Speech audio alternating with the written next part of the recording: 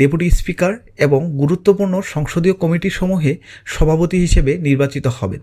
যত মেয়াদই হোক, কেউ সর্বোচ্চ 10 বছরের বেশি প্রধানমন্ত্রী থাকতে পারবে না। সংসদে নারীর প্রতিনিধিত্ব বাড়বে।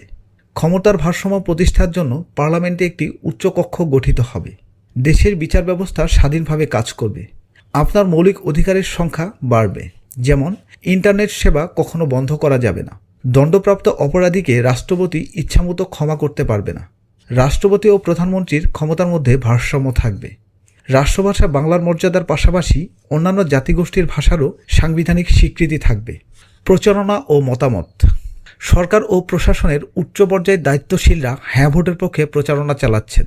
তারা বলছেন ভবিষ্যৎ পরিবর্তনের জন্য হ্যাঁ ভোট অপরিহার্য। তবে কিছু নাগরিক ও বিশ্লেষক প্রশ্ন তুলেছেন যে অন্তর্বর্তী সরকার কি নিরপেক্ষভাবে গণভোট প্রচার করতে পারে কিনা তা নিয়ে বিতর্ক রয়েছে। বিশ্বের বিখ্যাত কিছু গণভোট